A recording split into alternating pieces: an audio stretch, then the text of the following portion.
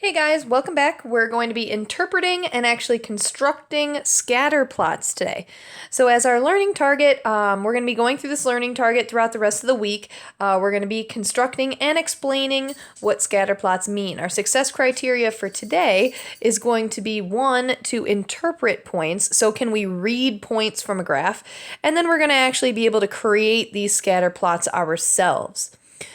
So the key idea here is, first off, we need to be able to interpret what the graphs are actually telling us. So if we take a look at the table that they give us, I can locate 25.5. That's the point 25.5. Whenever we read it in a table, it's like this is the X and this is the Y. We can locate 25.5. Here's 20. Here's 5. I would say 5.5 is about halfway up. So if I line those up, looks like that blue point right there was our 25.5. Now, what I'm really just wanting you guys to recognize here is that this graph that's already made for you, the table represents all of the points that are on this graph. So they didn't continue the entire thing. As you can see, there's a lot more points than there are values in the table. But if we wanted to label what A, B, and C were, we could say that that point right there was A. B, let's see if we look for 40 and 9. That would be this point right here. That's B. I'll highlight it so that you guys can tell. And then C was 5011. 5011 is about right there. There's C. So those are the 3 points that you see in the table. As you can see, there's a lot more points, and that's why they're kind of showing that the table's been ripped off, like there are more points there. So what we're going to do first is really just look at graphs, and I want you guys to be able to tell me what certain points are on that graph. So let's take a look at the first example. So it says, what does the highlighted point on the scatter plot represent? You guys have gotten this a couple times on quizzes and tests. What does it represent, or what is the meaning? I really want to reiterate that this is real life context. Okay, sometimes, especially during the systems unit, people were saying that when I asked what the meaning of the solution was, they would say it's where the two lines intersect. But I'm looking for the real life context because I'm seeing that these are book bag weights. Okay, so every one of these points is representative of a person with a book bag, and they have a certain number of books in their bag. So let's read what that blue coordinate is, or the highlighted point. I'm seeing it lines up at 5, 6. Okay, so the X value is 5, the Y value is 6. So when we interpret this, we can say someone or someone surveyed had 5 books. And I know it's 5 books because the x-axis is the number of books, and that's what the 5 represents. So someone surveyed had 5 books, and their backpack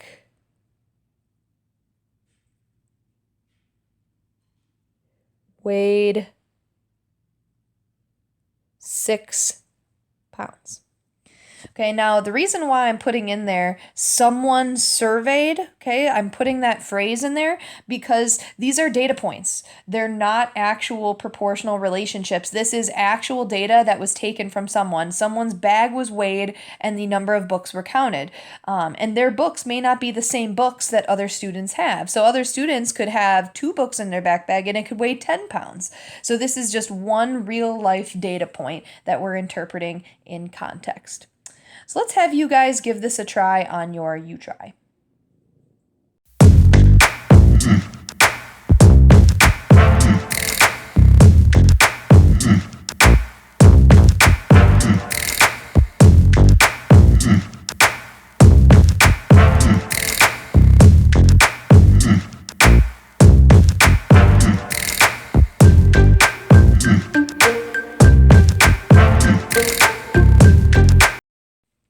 All right, so in this example, we're just looking at a set of data and we're deciding if some of the statements are true or false. So we're going to need to analyze the graph in order to answer these questions. So the first one says 2 people slept for 7 hours. So let's look at the sleep time And I'm just going to make some markings on the graph. You don't have to mark them if you don't want to, because I'm going to make several markings to answer each question. Okay, so the hour 7 is about right there. I'm just going to draw a line across so that I know from here up that's more than 7, from here down that's less than 7, and I can look at the plots on the graph. So it says 2 people slept for 7 hours. So for 7 hours exactly. None of these points up here are hitting that line where I've marked it 7. However, these 2 points look like they're going right through 7. So I'm going to say that this first statement is true. Okay, so let's look at the second one. It says 5 people under the age of 12 were in the group. Okay, so now I'm going to make a few different markings. I erased my true statement. Whoop, whoop. Don't get rid of too much. Okay, so that was a true. So now I'm going to look for, on the x-axis, it says 5 people over the age of 12. So here's 12. I'm going to make a marking there. Over the age of 12 is this way. Now, it does not say 12 and up. It says over the age of 12. So I should not include the data point that actually is on 12. So I'm going to say there are 4 people that are over the age of 12, not 5 people, okay? Over the age of 12 would mean you're not 12 years old. You are older. So this would actually be false. And lastly, everyone in the group slept for at least 6 hours. At least 6 hours. That means 6 or more. It's good to make these interpretations as you're marking your graph. So here's 6 hours of sleep. I can include anything that's on the line for 6 hours or anything above. So that means, it looks like I don't have any points that are below the 6 hour line. So that one is also true. Okay, so just doing a little bit of analysis here on this example, reading different statements and deciding if they were true or false. Let's have you guys give this a try in your second U-Try.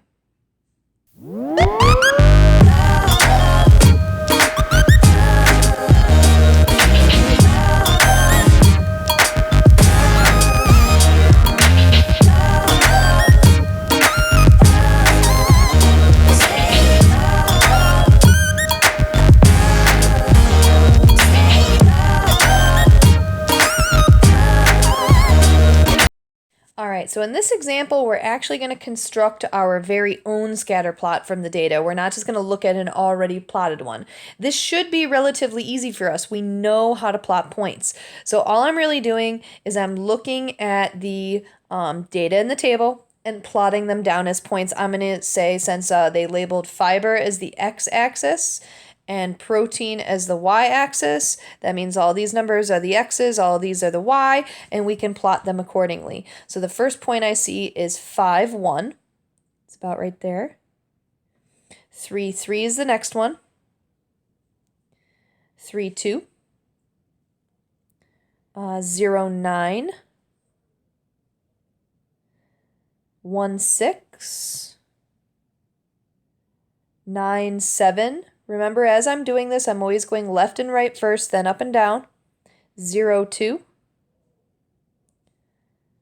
0, 0. 2, 3. And 4, 5. Okay, so it looks like those points are just splattered all over the place there. Okay, so all I'm wanting you guys to do is take the table and construct the scatter plot from it. So let's have you guys give this a try in your third U-Try.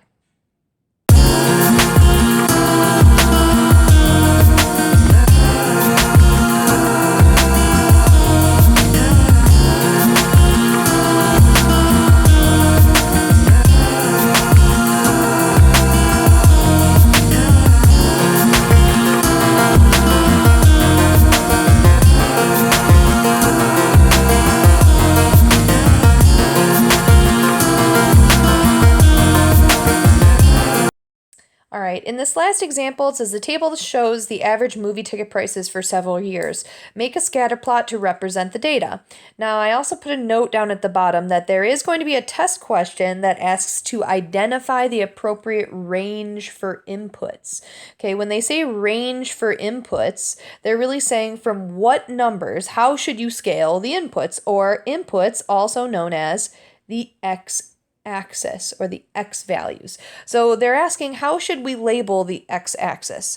Now we're going from here's x, here's y, 2005 to 2010. So that would actually be my range. I would say my range is going to be from 2005 to 2010. That's how I'm going to be able to fit all my data points in there. Now, when I actually label it on the graph, I don't want to start at 0 because I can tell I only have 1, 2, 3, 4, 5, 6 tick marks. And if we count how many points there are, 1, 2, 3, 4, 5, 6. I need 6 of them.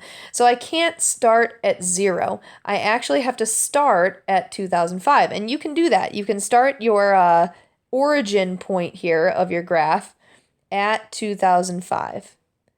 And then we can just count up by ones from there.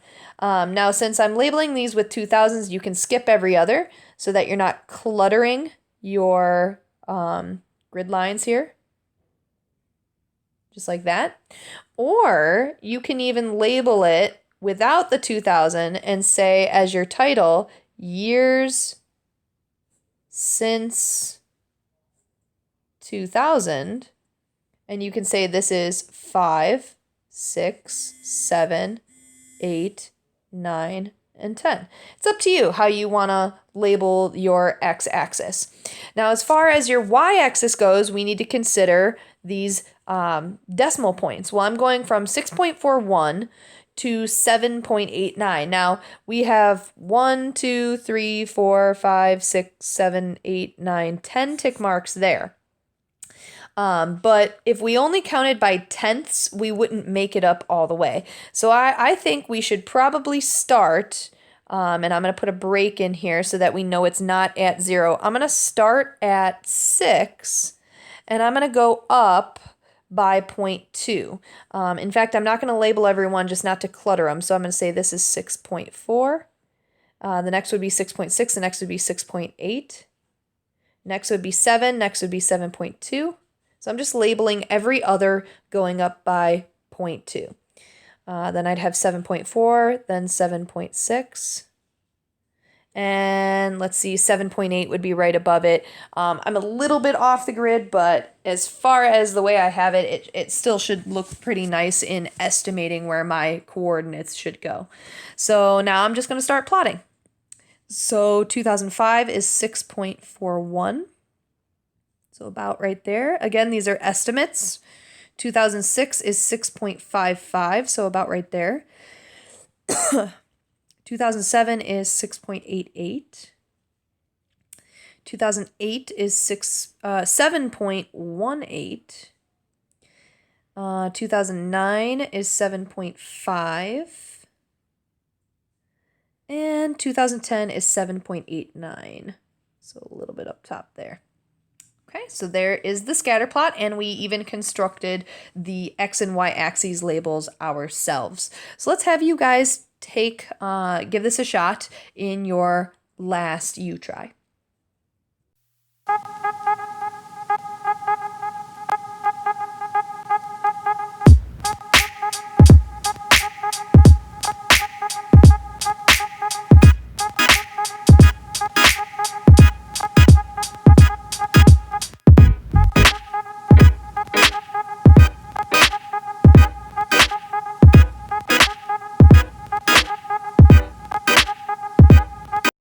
All right, so that concludes our lesson. We did actually construct scatter plots today. We're going to do a little more of the explaining in the days to come.